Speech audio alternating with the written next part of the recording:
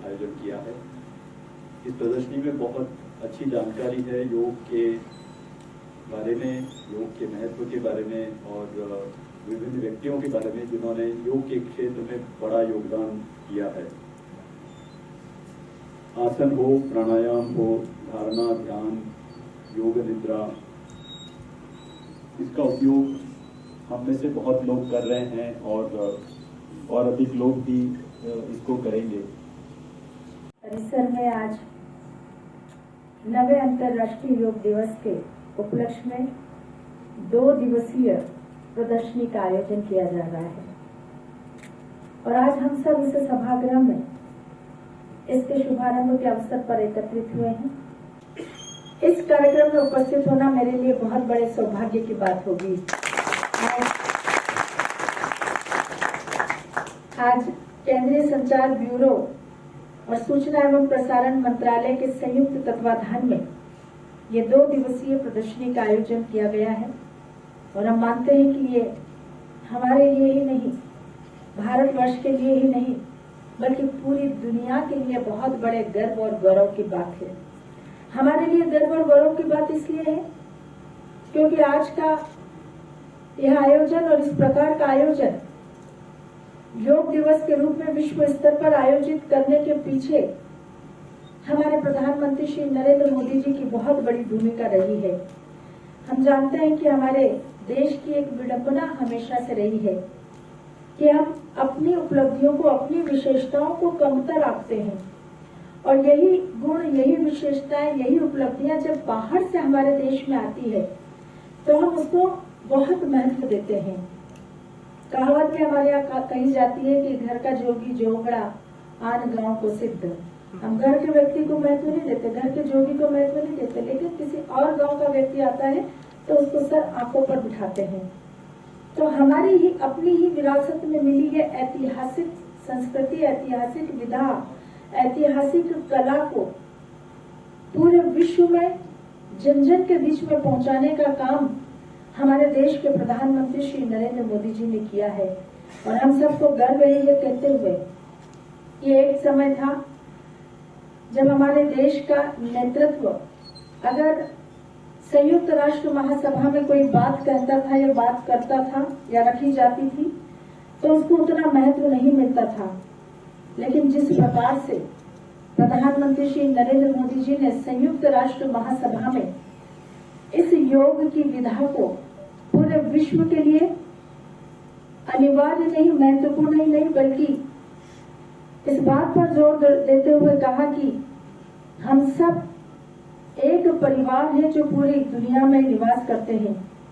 वसुधैव कुटुंबकम के लिए योग अर्थात ये विश्व, ये धरती एक परिवार है। हर देश में, शहर में हो सकता है व्यक्ति की सूरत, व्यक्ति का कद, व्यक्ति की आकृति में थोड़ा बहुत परिवर्तन हुआ, लेकिन उसकी शारीरिक रचना देखें तो सभी के अंदर जो कार्य प्रणाली है वो सेम है। पाचन तंत्र सबके अंदर, श्वसन तंत्र सबके अंदर, नर्वस सिस्टम सबके, ये क्योंकि यदि ये नहीं है तो मनुष्य का शरीर चलने वाला नहीं है विज्ञान के स्तर पर। तो इन सारे तंत्रों को ठीक करना योग के माध्यम से एक सहज और सरल उपाय। रस मतलब किसी भी चीज का ताजा रस, जैसे लौकी है उसको आपने पीस लिया, छान लिया, वो ताजा रस बन गया। गिलोय है, आपने उसको पीस लिया, छान लिया, ताजा रस बन गया। एलोवेरा है, उसका गूदा निकाल लिया, उसको पीस लिया, वो ताजा रस बन गया। मौसम्बी, संतरा, किसी भी चीज का ताजा रस, तो स्वरस is the best form of herb. अब आपको यदि ये पता चल गया फिसल पट्टी में कि आपको वो दिशा है, इस तरफ ऊपर जाना है, ऐसे ही आपको पता चल गया कि बेस्ट फॉर्म ऑफ हर्ब क्या है। अब उसको अपने जीवन में उतारना, वो कैसे करना है? वो ऐसे करना है कि आपको ये पता होना चाहिए कि कैसे हम किस समय उसका उपयोग करें, कैसे हम उसका उपयोग करें और कौन सा उपयोग करें, कौन सा ना करें, ये सारी चीजें भी समझना चाहिए।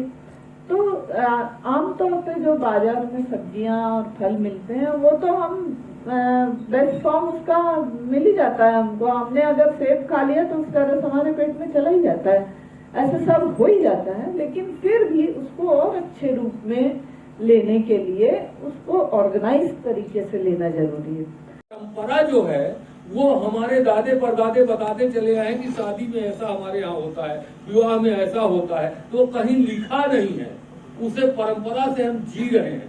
तो पुरखे परंपरा से उनका जो जीवन लीला तो समाप्त हो रही, लेकिन वो परंपरा श्रुति से चली आ रही, वो कहीं लिखी नहीं है।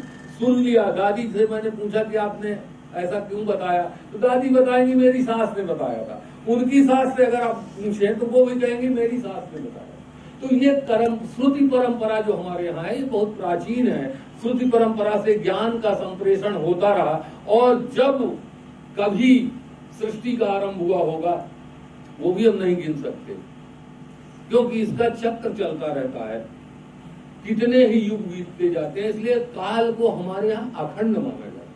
हमारे यहाँ दिन और रात में भेद नहीं है, अखंड काल है। ये व्यवहारिक स्थिति हम बनाते हैं कि रविवार, सोमवार, मंगलवार, बुधवार है, ये दिन है, ये रात है, ये सब हम लोग व्यवहार में देख रहे हैं। वास्तव में काल अखंड है, एक है, कोई वर्ष नहीं होता, कोई दिन नहीं होती, कोई तारीख नहीं होती, वो अखंड है। ये क्यों है? व्यवहार के लिए।